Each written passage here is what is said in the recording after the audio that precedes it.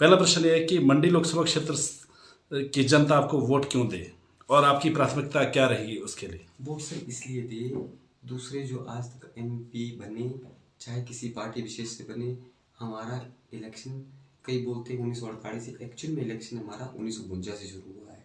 ठीक है जी। उसके बाद जो हमारे सिटिंग एमपी है या उससे पहले वाले एमपी है, उन्होंने पता क्या प्रथा चलाई थी, जब इलेक्शन नहीं होते उस टाइम बड़े बड़े लोगों के साथ आते हैं, जो बड़े बड़े लोग हैं उनके साथ आते हैं वोट मांगने। उसके बाद जो बरसाती मेंढक कैसे होते, टप गायब, कोई पता नहीं, पूरी 5 साल तक कोई पता नहीं। ठीक है। मेरा विशेष रूप से ये है कि मेरा जो वोट मांगने का विशेष रूप से ये है कि जो जो बच्चे हैं, छोटे छोटे बच्चे स्कूल में जाते हैं, ठीक है जी, उनकी हालत बद से बदतर है। क्यों? कई जगह टीचर नहीं है, कई जगह बिल्डिंग्स अच्छी तरह से नहीं है, कई जगह स्कूल के साथ पास जाने के लिए रास्ते की कंडीशन खराब है, कई जगह स्कूल का स्थिति ऐसी है, कागजों में स्कूल बन भी गए हैं, कागजों में रास्ते बन भी गए हैं, लेकिन धरातल पर कुछ नहीं है। ये है मेरा। अच्छा, दूसरी बात है कि इस लोकसभा क्षेत्र आजकल हॉट बनी है पूरे देश में मंडी। अच्छा जी। यहाँ से भाजपा प्रत्याशी कंगना रनौत जो अभिनेत्री है, उनके भाजपा ने उनको प्रत्याशी घोषित करने के बाद ये हॉट होगी पूरे देश भर में। आप उनसे टक्कर लेने जा रहे हैं, कांग्रेस के भी दिग्गज होंगे, तो ऐसे में आप अपनी जीत को कैसे देखते हैं? सर मेरा प्रत्याशी चाहे कोई भी हो ना सर, मेरा सिर्फ प्रत्याशी कंगना जी हमारी सिस्टर लगती है, ऐसे एज ए फ्रेंड, ऐसे नहीं, एज ए फ्रेंड। चलो इस टाइम जैसे मतलब मैं भी एक कैंडिडेट हूँ लोकसभा का जी, तो एज ए फ्रेंड हम एक लेवल के हैं। एज ए कैंडिडेट प्रोफेशन उनका कुछ है, मेरा भी कुछ अलग है, वो नहीं है। एज ए फ्रेंड हम एक ही चीज़ के लिए कंट्रोवर्स कर रहे हैं। ठीक है। तो उनसे देखो, व्यक्ति विशेष से जो कैंडिडेट से, दूसरे कैंडिडेट के बारे में मैं ना टिक्का टिप्पणी करूंगा, ना मैं उनके खिलाफ बोलूंगा, लेकिन मेरा सारी लड़ाई है सिस्टम के खिलाफ। ठीक है जी। थैंक्स। अच्छा, एक प्रश्न और है कि मंडी लोकसभा क्षेत्र से पहले भी आज़ाद उम्मीदवारों ने पर्चा भरा था। ठीक है जी। यहाँ अन्य विधानसभा क्षेत्र से अंतर्गत एक कैंडिडेट थे, पहले भी उन्होंने 3-4 बारी मतलब बहुत उन्होंने विजन दिखाए थे, लोगों सपने दिखाए थे, मगर उनको वोट फिर भी नहीं मिले, बड़े उनकी सिक्योरिटी जब्त हुई है।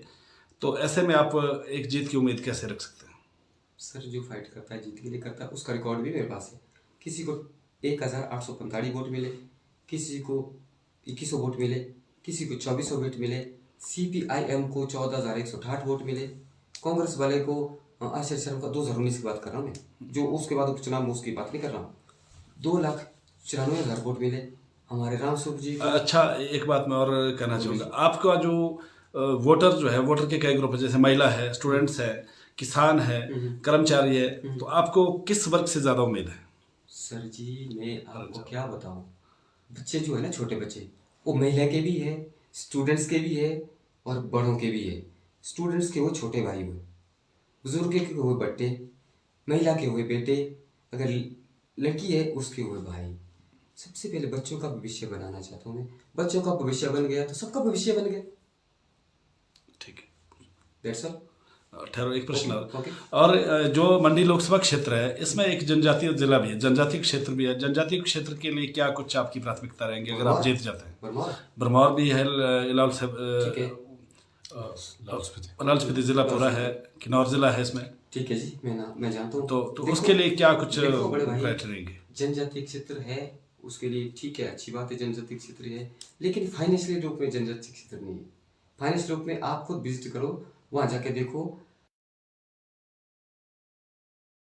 हाई रैंक में देखो, आप हाई रैंक में। मैं पता क्या करूंगा, मेजरमेंट करूंगा आपके उसके ऊपर। ये क्या होते हैं इकोनॉमी में, मैंने इकोनॉमिक्स में जानता हूँ, real income. Real income it means, real income होती है कि जैसे मतलब आज हम 1,000 रुपये कमा रहे हैं ना जी, 1,000 रुपये में हम कितनी चीज परचेज कर सकते हैं, सारे इन हाई लेवल में। जैसे जो आपका कौन सा क्षेत्र बोला आपने? जनजातीय क्षेत्र।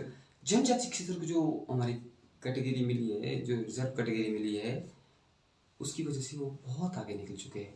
मैं ना जनजातीय क्षेत्र का विरोध करता हूँ, ना यहाँ का विरोध करता हूँ। मैं करूँगा फाइनेंस के हिसाब से, जो मतलब जो जैसे मतलब बोलते हैं ना उसको, गरीबी रेखा से नीचे, गरीबी रेखा से ऊपर। जो गरीब है ना बेचारे, चाहे वो जनजाति क्षेत्र से हो, चाहे वो यहाँ से हो।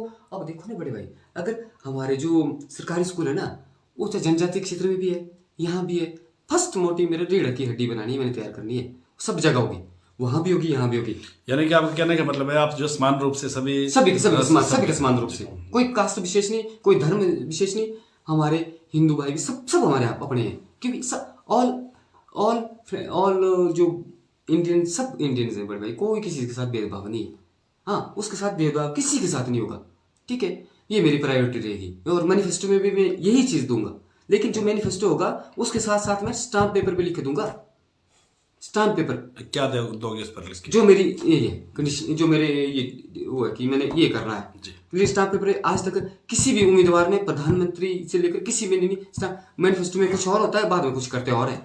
तो आपका क्या मानना है, जो जनजातीय क्षेत्र के लिए जो आरक्षण की जो सुविधा है तो वो हटा देनी चाहिए? नहीं सर, नहीं सर, वो क्योंकि वहाँ के लिए पता क्या होता है, वहाँ जब देखो बारिश पड़ती है, बर्फ पड़ती है, कई प्रॉब्लम्स होती है। अब पीठ में उठा के ले जाना पड़ता सामान जी, बड़ी मुश्किल होती है। कोई चीज़ नहीं, मैंने आपको फर्स्ट मोटिव क्या बोला, मैंने सिर्फ एजुकेशन सेक्टर को सुधारना है। एजुकेशन सेक्टर सुधर गया, सब कुछ सुधर गया। मैंने किसी का विरोध नहीं, ना किसी पार्टी का, ना किसी वो उसका, जो भी, सिर्फ एक आर्थिक आधार पे और एजुकेशन। सब फर्स्ट ऑफ ऑल एजुकेशन ठीक होगा ना बड़े भाई, घर में रोजी रोटी आएगी आराम से। अब हमारे अजीज दोस्त है दिल्ली में बैठते हैं सीए, उन्होंने पता क्या बोला मेरे को, बड़े भाई आशीर्वाद दिया उन्होंने। आशीर्वाद क्या, मेरे को ये सांत्वना दी, बड़े भाई आप लड़ रहे, इतना हौसला है, सिर्फ पैसा आपके पास नहीं है। तभी मैंने बोला फाइनेंस से भी सपोर्ट करिए। मेरा पेटीएम नंबर ये है, 1 रुपये दीजिए, 10 रुपये दीजिए, सिर्फ जो हमारे साथ आने जाने वाले हैं उनका खर्चा कर चाहिए मेरे को, बाकी कुछ नहीं चाहिए। अगर मैं ऐसा नहीं हो कि मेरे पास कोई बंगला है, घर तो रहने के लिए घर तो है ना जी, लेकिन कि इतने बड़े लैंडलॉर्ड में नहीं हो कि मतलब अपने वहाँ जेब से खर्च कर सकूँ। अच्छा, अगर नहीं मिलेगा मेरे को इनका फाइनेंस सपोर्ट, तो मेरे को लोन, मजबूरन लोन लेना पड़ेगा। लड़ना तो मेरे को है ही है, फिर प्रचार कम हो जाएगा। प्रचार हम जैसे भाई बंद हुआ है, तो मैं फिर मीडिया में जाके प्रचार करूंगा, फिर मेरे को डोर टू डोर जाने के लिए खर्च नहीं हो पाएगा। That's all. Okay, thank you sir. Okay, thank you, नमस्कार जी।